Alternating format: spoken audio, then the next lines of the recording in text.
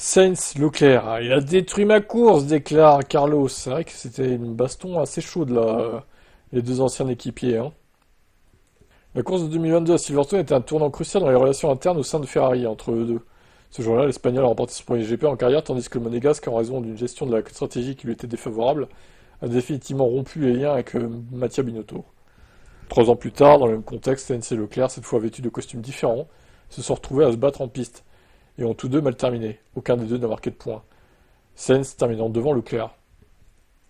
Il y a eu 2 accrochages entre les deux, mais un seul était retransmis à la télé. Au virage 4, Leclerc s'est jeté à l'intérieur de la Williams de son rival, prenant sa place et provoquant la colère de Sainz, qui a demandé en vain une enquête des commissaires. Le tournant de la course négatif pour Sainz est toutefois survenu peu après, au virage 15. Sainz a attaqué Leclerc par extérieur et aurait probablement remporté le dépassement. Mais la numéro 16 rouge a perdu le contrôle de la voiture, s'est retrouvée face... Oula, attends, c'est quoi ça? On va regarder la vidéo, tiens.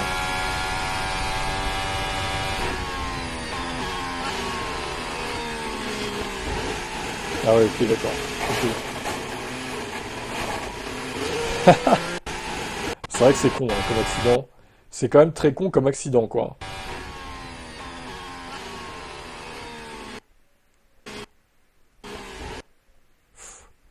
Après, Sainz, quand même, il a pas pris trop de marge non plus, hein, je trouve. Il va un peu au contact, Carlos, hein, quand même, hein. Limite, regardez l'angle de volant, et limite, il lui tourne dessus, en fait. Non, mais littéralement, il lui tourne dessus. Enfin, je suis désolé. Ouais. Alors, les haters de Leclerc vont l'accuser. Princesse Leclerc a fait n'importe quoi. Oui, on connaît le discours dans les commentaires, hein, du coup, voilà. Ah, désolé, mais là, bon, au final, je dirais que les torts sont partagés, moi, hein. Charles was the car just in front of me. Okay, can you withdraw? Is the car okay?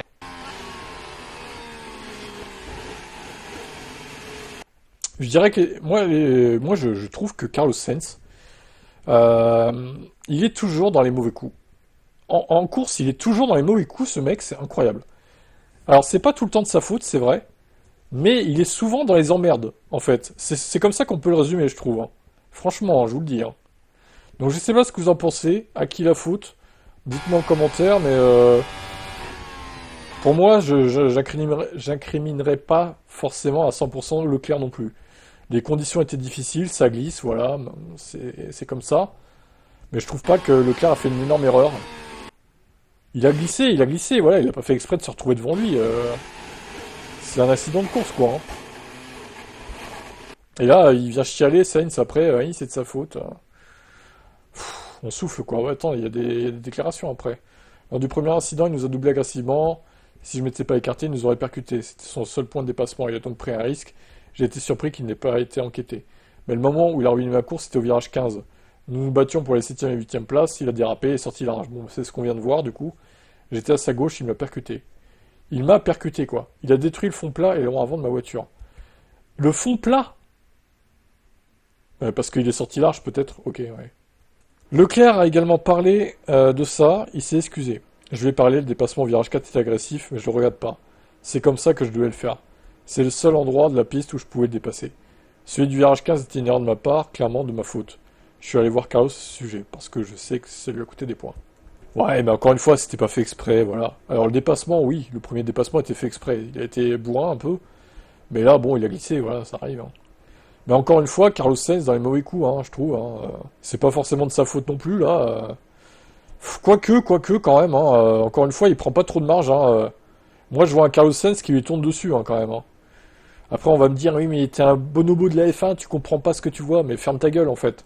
Je comprends bien mieux que toi ce que je vois, mec, hein. Juste, hein. On a peut-être des avis différents, mais moi, je vois un Carlos Sainz qui tourne un peu plus dans Leclerc, quoi. Alors, certes, Leclerc glisse, effectivement, je le concède, mais c'était à Sainz aussi de prendre plus de marge dans des conditions piégeuses. Voilà, ça sera tout pour cet incident. Andrea Stella accuse-t-il Verstappen pour la pénalité envers Piastri? Alors moi je pense qu'il faudrait plutôt accuser les commissaires partiaux qui sont britanniques pour faire gagner leur chouchou. Alors ils étaient peut-être pas tous britanniques, en vrai je sais pas qui était commissaire à ce moment-là, mais bon, c'est quand même louche. Je dois dire que la pénalité semble toujours très sévère. Il y a quelques facteurs que nous aurions aimé que les commissaires prennent en compte. Premièrement, la voiture de sécurité a été rappelée très tard, ne laissant pas beaucoup de temps pour les leaders de redémarrer réellement. Dans des conditions où vous perdez réellement la température des pneus. Vous perdez la température des freins. Et c'était la même chose pour tout le monde. Soulignant donc les circonstances qui ont conduit Piastri à freiner comme il l'a fait. Russell, lors de son propre freinage au Canada, qui a également eu lieu avec Verstappen dans ses trousses, a exercé une force de pression sur ses freins de 30 PSI, que les commissaires considéraient dans les limites du raisonnable. Stella argumente qu'une augmentation de pression de 20 PSI n'a rien d'extraordinaire non plus. Les 50 bars, 59,2, est une pression que vous voyez pendant une voiture de sécurité lorsque vous faites un peu de freinage-accélération, a déclaré Stella. Il faudra aussi voir si d'autres concurrents ont pu donner l'impression que la situation était pire qu'elle ne l'est, car nous savons que dans l'art de la course de certains concurrents, il y a certainement aussi la capacité de faire paraître les autres comme s'ils causaient une infraction grave, alors que c'est pas le cas. Quelques éléments à revoir. Ouais, mais si vous étiez honnête, McLaren, si vous étiez honnête avec votre pilote Oscar Piastri, peut-être que vous auriez fait appel. Non? Non? McLaren? Non? Hein? Si vous étiez honnête avec Oscar Piastri. Parce que là, Andrea Stella, il balance ça, d'accord? Il dit qu'en gros, la pénalité est sévère. Mais fais appel dans ce cas-là. Tu fais appel et tu enlèves les 10 secondes. Et là, bizarrement, Oscar Piastri gagne la course. Parce qu'il a terminé avec moins de 10 secondes de retard sur Lando Norris. Eh oui! Allez, Stella! Eh ben non, il le fera pas. Il le fera pas. Parce qu'ils s'en foutent, c'est un doublé. Et ça les arrange bien qu'un pilote britannique gagne à domicile, aussi. Pour McLaren, écurie anglaise. Ben oui, donc ils le feront pas. Un petit peu focus sur ce coup-là, Andrea, hein. Faut le dire, hein. Verstappen revient sur son spin à Silverstone. Finalement, avec le restart et le tête à queue, je me suis retrouvé coincé dans le trafic. Pourtant, c'était pas le seul problème rencontré par le Néerlandais durant sa course. La Red Bull n'était-elle simplement plus assez rapide pour concurrencer la tête de course? J'étais aussi dans le trafic, mais je n'avais pas non plus la vitesse moi-même. C'est évidemment pas bon, avec l'aileron et le faible grip. On était assez mauvais en fait. Était-ce juste le réglage ou un problème à long terme chez Red Bull?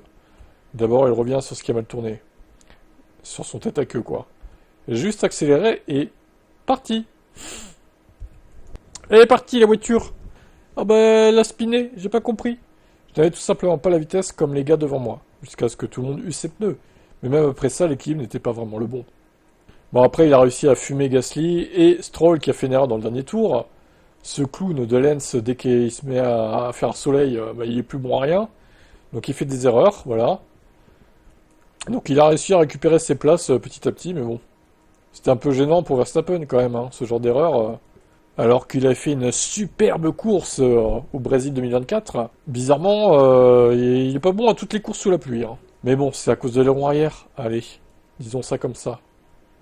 Marco reconnaît la douloureuse réalité pour Verstappen après une course désastreuse pour Red Bull. Ouais, c'est la voiture, c'est à cause de la voiture qu'il a glissé, Max. Il peut pas faire d'erreur, c'est que la voiture qui lui fait faire des erreurs, Max.